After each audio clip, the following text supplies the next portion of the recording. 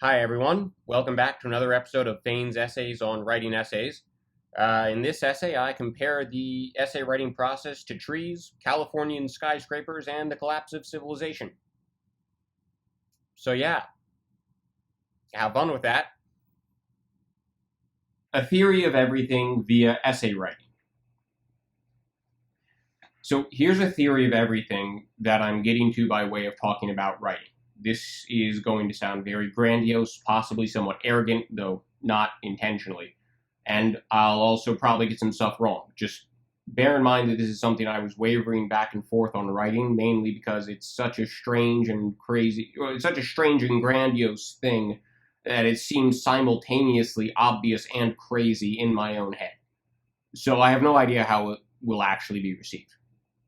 It's not really a theory of everything, of course, just like a sizable chunk of everything. Basically, what I want to talk about is the fact that the kinds of epistemological tools that sit at the bottom of the kind of truth-seeking writing that I've talked about in other posts are the same tools that sit at the bottom of every other academic discipline and indeed every other human attempt to figure things out. But it's actually deeper than that, because these tools, the figuring things out tools, are the best, most generalizable way of dealing with a world that fluctuates between order and chaos. And here you get a bit of a hint at that grandiosity I was talking about. What I mean is something like this. Suppose you've got a thing to do. All right. The environment in which you're doing that thing is stable in some ways and changing in others. You're not sure how or how much the environment is going to change next, but you can make a fair wager that some of the stable things will still be stable as you set about doing the thing that you have to do. In other words, you make a plan based on what the world is like, the ordered part, because otherwise you'd have no clue at all how to start going about doing your thing. Okay, so in some basic sense then, you have plans based on order, and adaptation in response to chaos. You might call this the principle of plans and adaptations, which is what I, plan to call it, so you're stuck with that for a bit.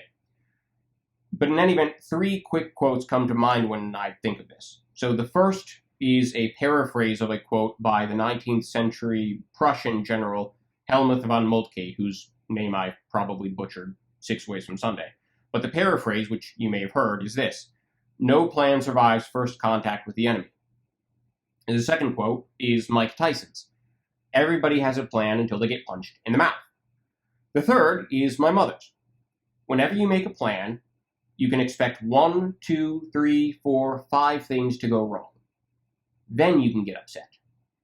It's worth noting this particular quote has a visual element that goes along with it. The speaker curls their fingers into a fist as they count 1, 2, 3, 4, 5. The implication being that you would better hope you are not one of the reasons that things went sideways. That being said, all these quotes are a recognition of the fact that plans go wrong. No structure built on the assumption that the world is a certain way will survive forever when the world inevitably changes. In other words, rigid structures tend to break because the ground shifts beneath them. Okay, but here's where things get a bit weird, okay? This principle works for trees. A tree needs a trunk that's fairly rigid and strong. You might think of the trunk as the tree's plan. Its plan is basically, I plan to be a tree here, right? So obviously the trunk needs to be somewhat strong in order to support that plan, because if the trunk wasn't solid enough, then the whole tree would collapse and die. Fine. But if the trunk doesn't have enough flexibility to it, it may break in, say, a storm. So, in other words, the tree grows up in a certain environment, and as such, it predicts in a natural selection-y sort of way what that environment will be like. But it also builds some flexibility into its plan, its trunk, in order to account for unforeseen but inevitable changes in its environment.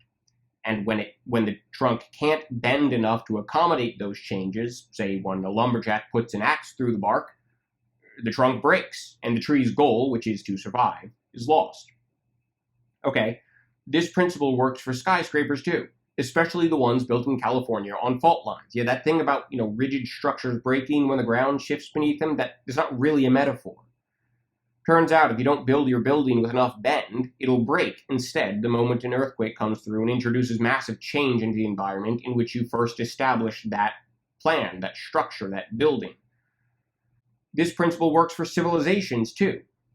In this context, too much adherence to a plan is authoritarianism, and too much deviation from a plan is anarchy, and neither one is very much fun, unless you're an authoritarian or an anarchist, I suppose.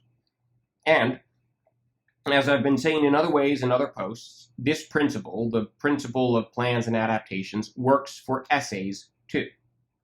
If you stick to your original thesis, your original plan, too closely, you will find it very difficult to accomplish the thing that you are trying to accomplish when you inevitably run into some new idea and the ground shifts under your feet.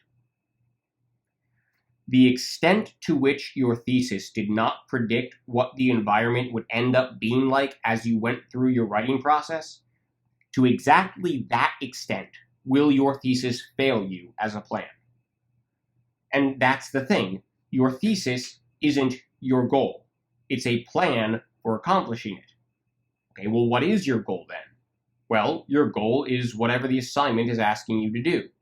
In this case, I suppose I'm assuming you're being asked to write a thesis-driven essay. The thesis you choose at the start is one plan for accomplishing the task of writing a thesis-driven essay. It may be that the particular environment you're working in is not what you expected it to be when you began. It may be that that environment changes halfway through your progress toward your goal, and I will bet that 9 times out of 10 that's going to happen. And when it happens, you need to be flexible enough to adapt your structure, your thesis, your plan, without losing sight of the goal. Okay. So, all of this rather grandiose stuff is why you absolutely need to be willing to plan and then adapt that plan, to state a thesis and then be willing to adapt that thesis. It's not because essay writing requires it. It's because existence itself requires it. You need to work the principle of plans and adaptations into your writing because it is so fundamentally true that without observing it, trees die, buildings crumble, civilizations collapse, and literally none of that is exaggeration. The magnitude of the problem, that is essay writing trouble, may be significantly smaller, but that doesn't mean that the principle isn't at play. If you don't account for it, you are asking for a headache. You've been listening to an episode of Fain's Essays on Writing Essays. If you've enjoyed or found it useful, please like, leave a comment, maybe even subscribe, all the good usual YouTube stuff.